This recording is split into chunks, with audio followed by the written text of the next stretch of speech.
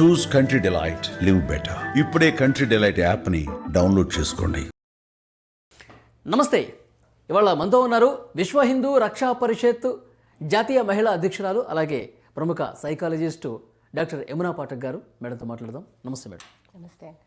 Madam, YouTuber నాన్వేష్ ఏ విధంగా హిందూ సంప్రదాయాలను అగౌరవపరిచాడు, ముఖ్యంగా హిందూ దేవతల్ని దూషించడం మనం చూసాం. రాష్ట్ర వ్యాప్తంగా అతని మీద కేసులు కూడా నమోదవుతూ ఉన్నాయి. అంటే అతను మానసిక పరిపక్వత లేక ఆ విధంగా కామెంట్స్ చేసిన పరిస్థితి, ఒక మానసిక రోగిగా చాలామంది చూస్తూ ఉన్నారు. అంటే ఆయన నోటికి ఎంత వస్తే అంత మాట్లాడుతూ ఉన్నాడు. అంటే ఇక్కడ భారతదేశంలో లేడు కదా, నాకేం కాదు కదా, ఆ ఉద్దేశంతో మాట్లాడుతున్నాడు అనుకోవాలా? ఏంటి అతని ధైర్యం? నమస్తే అండి. ముందుగా మానసిక రోగి అని నేను అటువంటి జాబితాలకు మనం తీసుకురావాల్సిన అవసరం లేదు. ఇతను మానసిక రోగి కాదు. ఇతనికి ఒళ్ళు పొగరెక్కి అహంకారంతో చూపిస్తున్న బిహేవియర్గానే మనం చూడాల్సిన అవసరం ఉంది.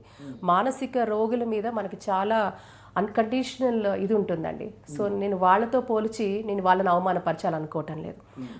వీడు ఒక అతని వీడియో కింద ఇతను తెలివి లేక మాట్లాడుతున్నాడు, మానసిక వైకల్యం అన్నట్టు కామెంట్లు చేస్తున్నారు. లేదు, మానసిక వైకల్యం కాదు. వాడి పూర్తి స్పృహతోనే ఈరోజు అహంకారంతో పొగరుతో నన్ను ఎవడు ఏం చేయలేడు, నేను ఏది మాట్లాడినా కూడా సహిస్తారు, భరిస్తారు హిందూ సమాజం అని ఏదైతే రెచ్చిపోతున్నాడో వాడికి తప్పకుండా కూడా వాడికి ఉండే అహంకారము, వాడికి ఉండే ఏదైతే ఒక లెక్కలేనితనము, ఇవన్నీ కూడా దించే ప్రయత్నం ముమ్మరంగా జరుగుతోంది ఈరోజు హిందూ సమాజం నుంచి, యావత్ హిందూ సమాజం నుంచి జరిగే పరిస్థితి మనం చూస్తూ ఉన్నాం. సో ఇతనికి ఏదో పైచ్యమనో లేకపోతే ఇదన్నీ అలాంటివి ఏం లేదండి. He's perfect. అతను కావాలనే ఉద్దేశపూర్వకంగానే ఈరోజు దేశానికి వ్యతిరేకంగా కేవలం మన హైందవులకి, మరీ ముఖ్యంగా హైందవులే కాదు సంస్కృతికి దెబ్బతీసే విధంగా మీకు ఒక మాట చెప్పాలి వాలి గారు. ఎందుకంటే సీతమ్మ రాముడు అనేది కేవలం ఈరోజు భారతదేశమే కాదు, మీరు చూస్తున్న ఈవెన్ ఇస్లామిక్ నేషన్స్లో కూడా, ఇండోనేషియా లాంటి నేషన్స్, ఇక్కడ మలేషియా, ఇండోనేషియా ఇలాంటి దేశాలలో, ఇండోనేషియాలో కూడా రామాయణం గురించి ఈరోజు కూడా అక్కడ మనం చూస్తూ ఉంటాం. సీతమ్మ రాముడు అంటే ఇది కేవలం ఒక్క దీనికే కాకుండా అది ఒక సంస్కృతికి సంబంధించింది, ఒక కల్చరల్ ఐడెంటిటీ, అది మన వారసత్వానికి సంబంధించింది, హెరిటేజ్కి సంబంధించింది. అండ్ అన్నిటికంటే ముఖ్యంగా సీతమ్మ వారు అంటే మనకు ఒక ఇమోషన్. సీతమ్మ అంటే ప్రతి ఒక్కళ్ళం కూడా కేవలం మనం ఒక ఇతిహాసంలో ఒక ఇదిగా మనం చూడటం లేదు. అమ్మ అంటే మనకు అంత ఇమోషన్, రామయ్య అంటే అంత మనకి ఇమోషన్. కాబట్టి మన తల్లిదండ్రులు అంటే మనకి ఎంత ప్రేమ ఉంటుందో అంతకి మించి ఒక ఇమోషనల్ కనెక్షన్ మనకి సీతమ్మన్న, రామయ్య అన్న. అలాంటి మన దేవతలను అవమానపరచడము, కించపరచడము చాలా ఎంతటి హేయమైన అభ్యంతరకరమైన భాషలో వాడు మాట్లాడడం నిజంగా వాడి నాలుక తెగ్గోసేయాలి ఎట్లా అయినా. ఎందుకంటే ఇప్పటివరకు నేను ఇలా మాట్లాడడం మీరు ఎప్పుడు చూసుండరు, కానీ ఈరోజు ఎంతటి కోపం తెంచుకొని వస్తుందంటే ఆయన క్షమాపణ చెప్తూ ఒక వీడియో చేశాడు. చెప్తాడండి ఈరోజు వాడు ప్రతి వాడికి అది ఫ్యాషన్ అయిపోయింది. తప్పు చేయడము, దుర్భాషలు ఆడడము, పిచ్చి పిచ్చిగా మాట్లాడడము, అది మనకి మాట్లాడుతున్నప్పుడు అదుపు లేదా, ఆలోచన లేదా, ఏమైపోయింది? విఘ్నత లేదా, వివేకం లేదా? ఎట్లా మాట్లాడతాడు? కేవలం ఈరోజు మన దేవీ దేవతలకు సంబంధించి మాత్రమే మాట్లాడతాడు. వేరే మతాల గురించి ఇలాంటి మాట్లాడితే వాళ్ళు ఊరుకుంటారా? ఆ వీడియో బయటికి వెళ్ళే లోపలే వీడియో ఫస్ట్ రీల్ బయటికి వెళ్ళగానే వాడికి ఏ గతి పడుతుందో అందరికీ తెలుసు.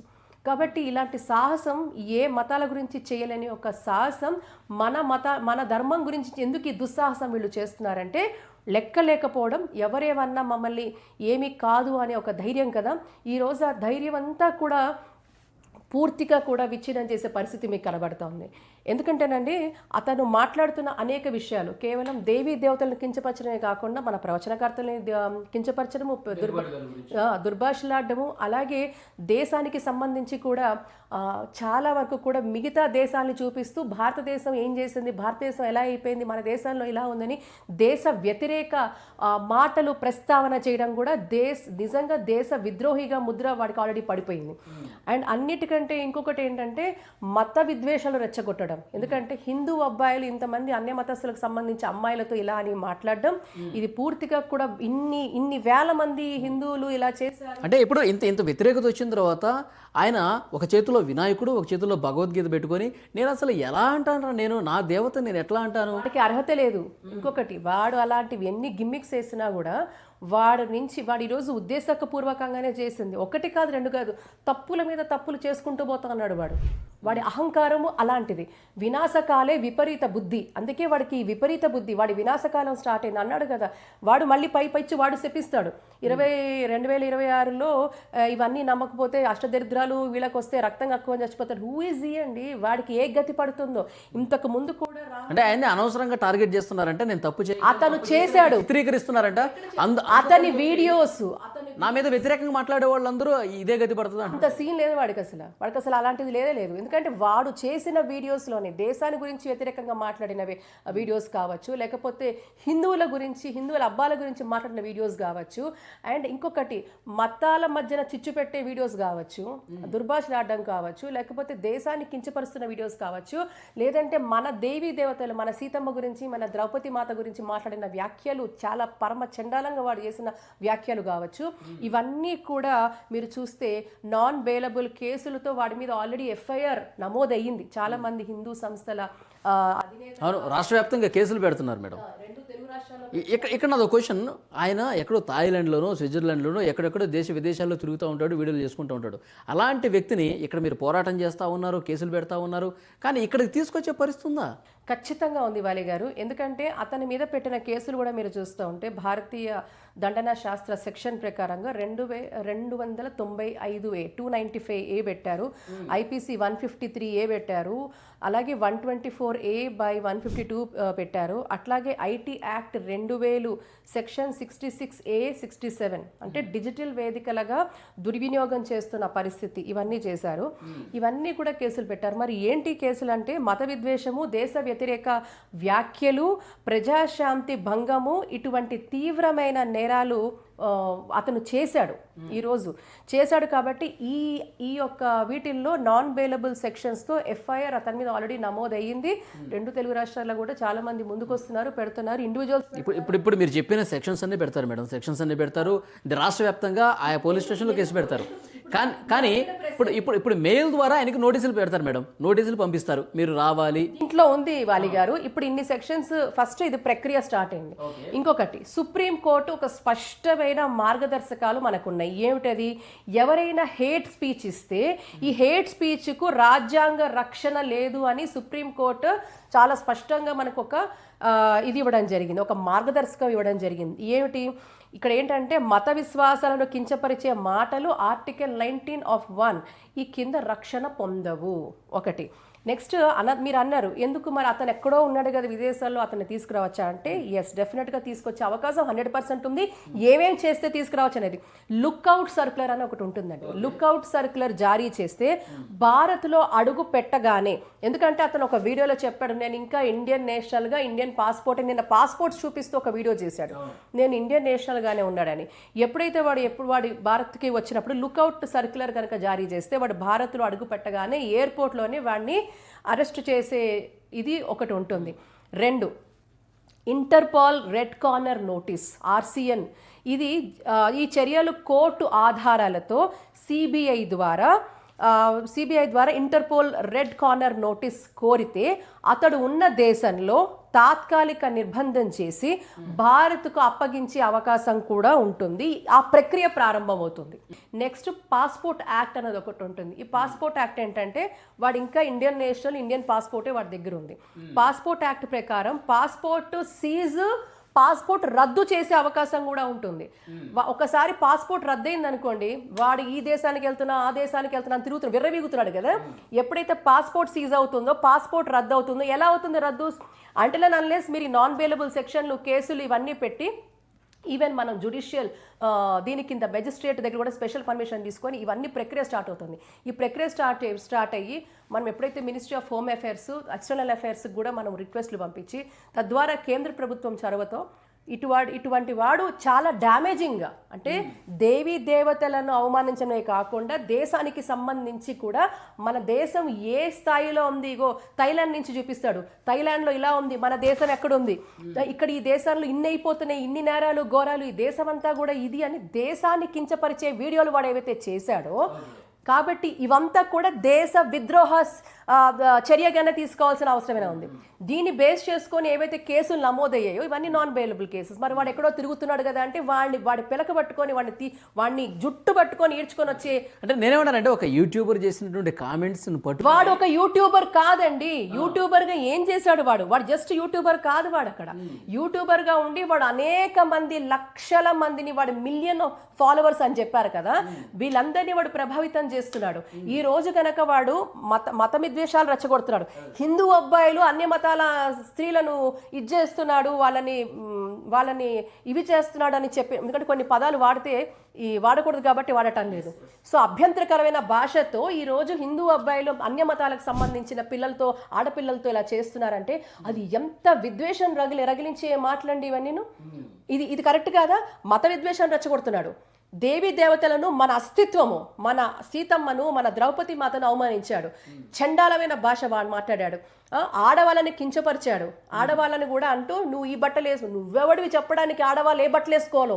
ఈ రోజు భారతీయ స్త్రీలు, ఆడపిల్లలు అంత స్థితిలో ఉన్నారా? ఈ వీడెవడో పనికిరాని వెదవ చెప్తే మనం వినేటట్టుగా ఉన్నామా? సబ్స్క్రైబర్లు తగ్గిపోతున్నారంటే దాని మీద కూడా మాట్లాడాడు. ఇప్పుడు నా వెంట్రుకలు ఎట్లా రాలిపోతున్నాయో ఈ సబ్స్క్రైబర్స్ రాలిపోయినా నాకేం, ఇంకా చెప్తాను, లాంటిది నా సబ్స్క్రైబర్స్ నన్ను అభిమానించే వాళ్ళు నాకు ఉంటారంటున్నాడు. ఎవడు ఉండడు. ఎందుకు చెప్తున్నాను మీకు వినండి.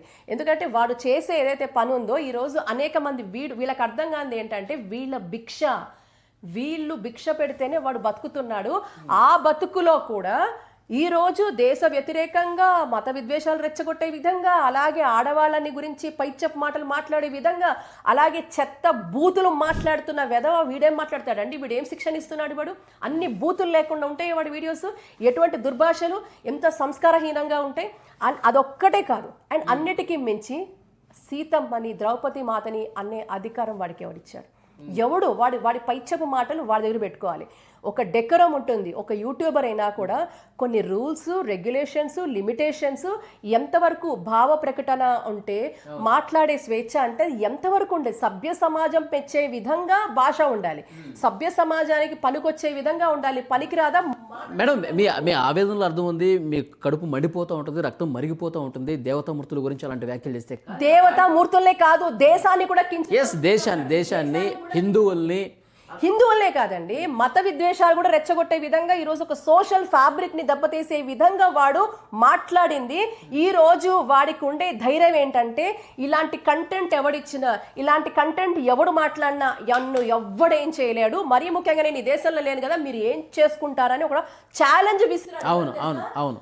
భారత ప్రభుత్వానికి, భారతీయులకి వీడు ఒక ఛాలెంజ్ విసిరాడు. మరీ ముఖ్యంగా తెలుగు ప్రజలకి ఛాలెంజ్ వేశాడు వీడు.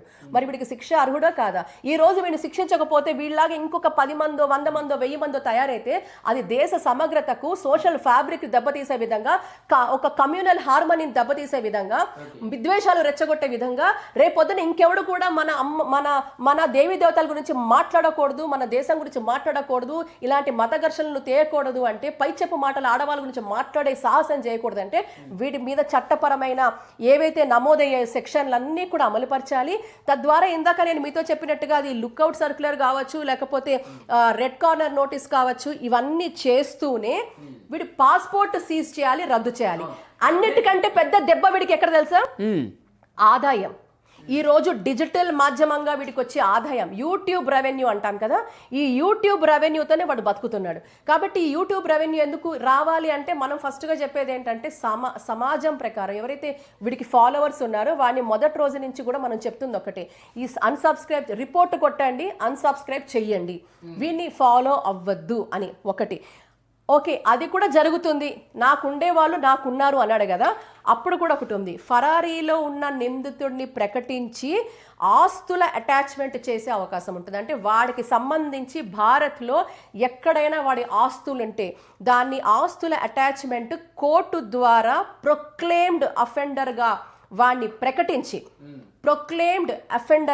కోర్టు ద్వారా వాడిని ప్రకటించి, భారత్లో అతనికి ఉన్న ఆస్తులు, బ్యాంక్ అకౌంట్స్, యూట్యూబ్ రెవెన్యూ ఏదైతే ఒక డిజిటల్ ప్లాట్ఫామ్ ద్వారా ఇతనికి వచ్చే ఆదాయం ఏదైతే ఉందో వీటన్నిటిని అటాచ్ చేయొచ్చు.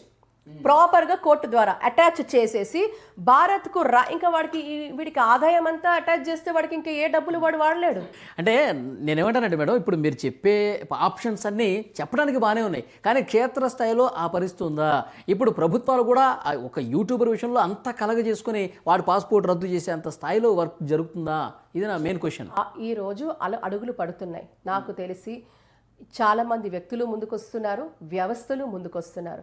నేనేమంటానంటే ఈరోజు భారతీయ సమగ్రత ఏదైతే మనం ధర్మం గురించి మాట్లాడే ఇప్పుడు ఈరోజు మన సుమన్ టీవీ ద్వారా ఈ వీడియో చూస్తున్న ప్రతి ఒక్కరికి నేను అప్పీల్ చేస్తున్నా, మన భారతీయ సమగ్రత, మన ఇంటిగ్రిటీ, మన దేవీ దేవతల గురించి, మన మహిళల గురించి, అలాగే ఏదైతే ఒక కమ్యూనల్ ఫ్యాబ్రిక్, ఒక సోషల్ ఫ్యాబ్రిక్ని దెబ్బతీసే ఇటువంటి పరమ నీచమైన యూట్యూబర్లకు మనము స్వస్తి చెప్పాలి అంటే ఇందులో మీరు నా అనే సంబంధం లేకుండా అందరూ ముందుకొచ్చి తప్పకుండా కూడా వీడి మీద చట్టపరమైన చర్యలు ఆల్రెడీ తీసుకున్నవి బలపరిచి ప్రభుత్వానికి కూడా మనం అపీల్ చేసి ఖచ్చితంగా 2 రాష్ట్రాల డీజీపీలను కూడా మనకి ఏవైతే మన ఏజెన్సీస్ ఉన్నాయో, లా ఎన్ఫోర్స్మెంట్ ఏజెన్సీస్ ఉన్నాయో, వాళ్ళు కూడా ప్రోయాక్టివ్గా సుమోటోగానే ఇవి ముందుకు తీసుకొని, అలాగే ఉమెన్ కమిషన్స్ కావచ్చు, వీళ్ళు కూడా దీన్ని సుమోటోగా తీసుకొని ఖచ్చితంగా కేంద్ర ప్రభుత్వానికి కూడా అపీల్ చేస్తూ, మినిస్ట్రీ ఆఫ్ హోమ్ అఫైర్స్కి, ఎక్స్టర్నల్ అఫైర్స్కి అపీల్ చేస్తూ వీడి మీద కఠినమైన చర్యలు తీసుకుంటే తప్ప ఇలాంటివి ఆగవు. ఇప్పుడు ఇండియా వచ్చినప్పుడే వాళ్ళు పట్టుకుంటారు. ఇండియా వచ్చినప్పుడే ఇండియాని రప్పిస్తాం. ఎప్పుడైతే వీడి ఆస్తులు జప్తు అవుతాయో, వీడి పాస్పోర్ట్ సీజ్ అవుతుందో, పాస్పోర్ట్ సీజ్ అవుతే మీరు ఇంకొక దేశాన్ని నుంచి ఇంకో దేశానికి ఎలా వెళ్ళగలుగుతారు? When your passport is seized, you are not a foreign national. నువ్వు ఫారెన్ నేషనల్ కాదు, వాడు బేసికలీ ఇండియన్ నేషనల్గా వాడి మీద ఇన్ని కేసెస్ నమోదై వీడి మీద బలంగా కేసులు చేస్తూ అనేక మంది జడ్జి గారులు ఉన్నారు, అనేక మంది సుప్రీంకోర్టు అడ్వకేట్లు కూడా ఇందులో మనం చేసిన దాంట్లో కూడా పార్టిసిపేట్ చేస్తున్నారు. వీడిని వదిలేదే లేదు. ఎందుకంటే ఇలాంటి వాడిని ఒక్కడిని వదిలితే ఇంకా ఎంతో మంది పుట్టుకొస్తారు. అలాంటిది మాకు ఇష్టం లేదు. ఈ దేశం గురించి దృష్టిలో పెట్టుకొని ఈ దేశానికి సంబంధించిన ఇంటిగ్రిటీని ఎవ్వడు దెబ్బతీసినా, దేశం ఇంటిగ్రిటీ అంటే అది అందులో మన కల్చరల్ ఐడెంటిటీ కూడా. ఎవరైతే మన సీతమ్మ రామయ్య అనేది కేవలం పేర్లు కాదు, మన ఐడెంటిటీ, మన అస్తిత్వం, వాళ్ళ గురించి టచ్ చేస్తే ఈరోజు ఎంత దూరానికి వెళ్తాం అనే దాని మీద తప్పకుండా. ఇప్పుడు మీరు ఎంత సీరియస్గా తీసుకున్నారో, ఈ దేశం గురించి అంటున్నాడు అని చెప్పి, హిందువుల గురించి అంటున్నాడు, దేవతామూర్తులు అంటున్నాడు, అవును, వ్యవస్థ కూడా పై స్థాయిలో కూడా అంత సీరియస్నెస్ క్యారీ అవుతుందంటారా? ఖచ్చితంగా అవుతుందండి, ఖచ్చితంగా అవుతుంది. దాని గురించి ప్రతి స్టెప్ కూడా మీడియాకి ఇంటిమేట్ చేస్తూనే ఉంటాం. ఒకసారి దీని మీద ఒక సమస్య లేవనెత్తి తీసుకున్న తర్వాత అది మీరు పూర్తిగా దాని చివరి వరకు తీసుకెళ్లే బాధ్యత, కర్తవ్యం మాది. కాబట్టి దాన్ని మీరు చూస్తారు. ఊరికే మాటలు చెప్పడానికి మాత్రం రాలేదు, ఇక్కడ కూర్చొని ఊరికే మాట్లాడి వెళ్ళిపోవటంలా. ఈరోజు సమాజం మీద ఇష్టము, దేశం మీద ఇష్టము, దేశం అంటే ప్రేమ, సీతమ్మ రామయ్య అంటే కేవలం వాళ్ళు ఒక దేవతలే కాదు, మా ఆరాధ్య దేవతలు, మా ఇంట్లో మా అమ్మ అని అనుకునే ప్రతి హిందువు కూడా ఇది ఇక్కడితో మర్చిపోకుండా దీని మీద ప్రొయాక్టివ్గా వర్క్ చేస్తాము. తప్పకుండా వాడికి ఎవరైతే మతాన్ని అవమానిస్తాడో, దేశాన్ని కించపరుస్తాడో, అలాగే ఇది అభిప్రాయం కాదు వాడిది కాదు, ఆయన ఎవరైతే టార్గెట్ చేశారో వాళ్ళు రక్తం కక్కుని చేస్తారంట. మీకు అలాంటి భయమే లేదా? భయం ఏమీ లేదు. ఎవడు రక్తం కక్కు చేస్తాడో, ఈరోజు ఇంతకు ముందు కూడా సీతమ్మ గురించి అన్నవాడు, రామయ్య గురించి అన్నవాడు, రామాయణం గురించి మాట్లాడినవాడు, ఇతిహాసాల మీద, చరిత్ర మీద, ఈరోజు భారతీయ తత్వాన్ని మీద ఎవడైతే విమర్శించాడో వాళ్ళు ఈరోజు ఇంతకు ముందు మీడియాలో మాట్లాడిన కొంతమంది దుష్టులు వాళ్ళు ఈరోజు మన మధ్యలో లేరు. అది ప్రకృతి ఆన్సర్ ఇస్తుంది. కాబట్టి 3 రకాలుగా ఉంటాయి వాలి గారు. 1 చట్టం, 2 సమాజం, 3 ఆధ్యాత్మిక శక్తి. ఈ ఆధ్యాత్మిక శక్తి ఎంతో కూడా పూర్తిగా కూడా అంత అద్వితీయంగా ఉన్న ఈ దేశంలో ఇలాంటి పనికిరాని వాళ్ళు ఎంత మాట్లాడినది ఏం జరగదు. కాబట్టి ఎవరు ధర్మ మార్గాల్లో ఉన్నారో, ఎవరు ధర్మంగా ప్రవర్తిస్తున్నారో, ధర్మంగా ఆలోచిస్తున్నారో తప్పకుండా వాళ్ళకి న్యాయం జరుగుతుంది. ఈరోజు మనం చేస్తుంది కూడా ఇటువంటి అధర్మం మీద మనం ధర్మంగా ప్రశ్నిస్తున్నాం. కాబట్టి ధర్మం ఎప్పుడైనా గెలిచే పరిస్థితే మనం చూస్తాం. చూద్దాం మేడం, నెక్స్ట్ ఏం జరగబోతున్నది. కేసులు అయితే చాలా చోట్ల నమోదవుతున్నాయి. మీరు చెప్తున్నట్టు స్టెప్ బై స్టెప్ అన్నీ జరుగుతాయా, లేకపోతే? తప్పకుండా జరుగుతాయి, ఊరికే వదిలిపెట్టట్లేదు. థ్యాంక్ యూ వెరీ మచ్ అండి.